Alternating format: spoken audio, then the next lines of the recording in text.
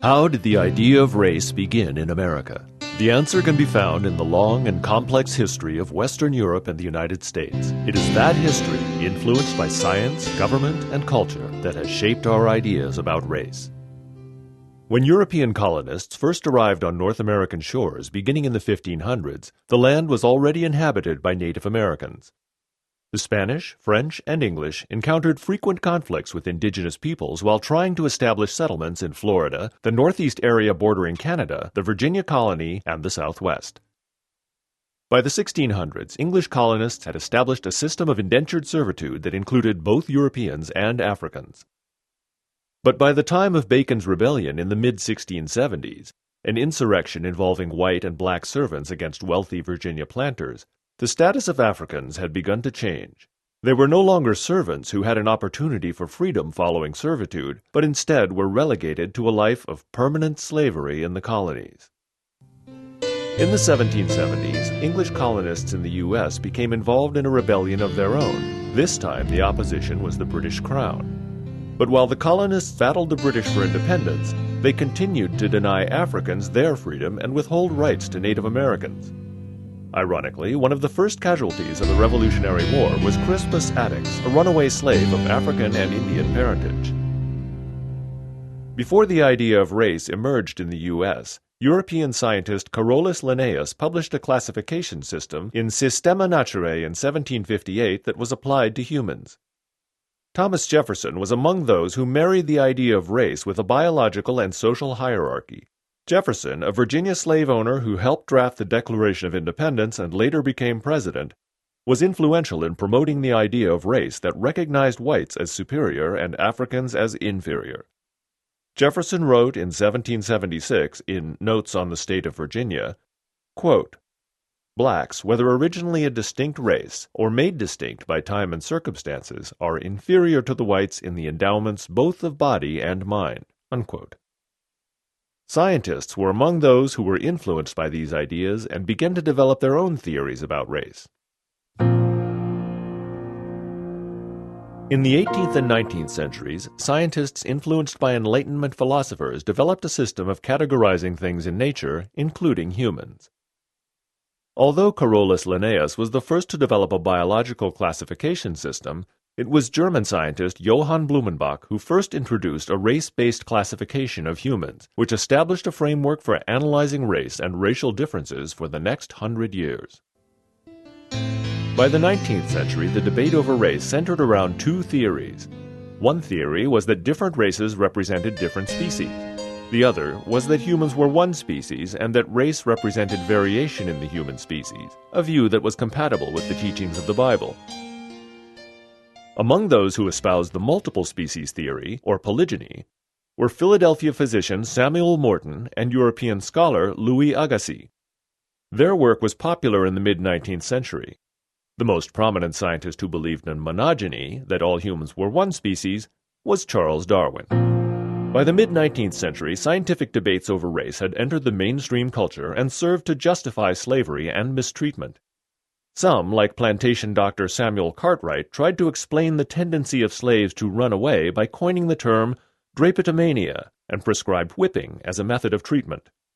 Though there was resistance to slavery in both the U.S. and Europe, scientists, for the most part, continued to advance theories of racial inferiority. The abolitionist movement of the 19th century sought to humanize the plight of African slaves in various ways to influence political power and public opinion. The resistance to slavery and the image of Africans as subhuman can be found in protest hymns like Amazing Grace, which was written by John Newton in 1772 in response to the horrors he witnessed working on an English slave ship. One of the ways that race played out in popular culture was in the publication in 1852 of the most widely read novel of its time, Harriet Beecher Stowe's Uncle Tom's Cabin, which depicted a more realistic portrait of slavery and tried to humanize slaves. The 19th century also marked a period of widespread racialization, not just of African Americans, but of Native Americans, Mexican Americans, and Chinese Americans as well. Much of the racializing of non-Europeans and even the Irish served an economic and political purpose. African slavery, for instance, provided free labor and added political clout for slaveholding states in the South. taking Native American land and belittling Native American cultures was made easier by defining Native people as savages. At the end of the 19th century, the U.S. experienced another wave of European immigration. This time, the immigrants were Southern and Eastern Europeans, and their presence challenged ideas about race. Specifically, who was white and who was not. Unlike earlier European immigrants who were mostly German, Scandinavian, and Irish, these newer immigrants were Polish, Italian, and Jewish, and brought with them customs and traditions that were different from their European predecessors. They were often the victims of discrimination. Even U.S. immigration policy tried to limit the number of immigrants from Southern and Eastern Europe by imposing quotas. At the beginning of the 20th century, African Americans migrated north for factory jobs that opened up during World War I and to escape the violence in the South. Between 1889 and the early 1920s, roughly 50 to 100 lynchings a year took place in the U.S. While blacks were mostly the victims, Italian Americans, Asian Americans, and Jews were also lynched. Even in the North, blacks encountered racism as they competed with whites for jobs.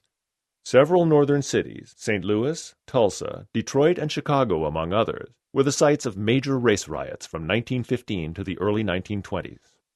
During the Depression, some race scientists sought to justify economic and social inequality by attributing certain characteristics, such as criminal behavior, work ethic, and intelligence, to race, using a theory of genetic inheritance. In other words, you were poor or a criminal or less intelligent because it was in your genes. This idea was the basis for eugenics. Charles Davenport, the director of the Eugenics Records Office, was among the scientists who promoted these ideas.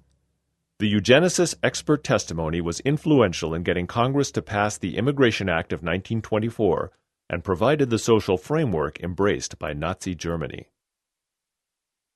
By World War II, the U.S. had expanded the racial categories in the census to include various ethnic groups, among them Mexicans, Japanese, Indians from Asia, and Filipinos.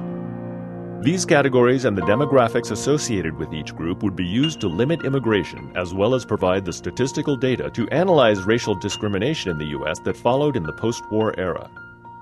The 1950s and 60s were a time of enormous social change in the U.S.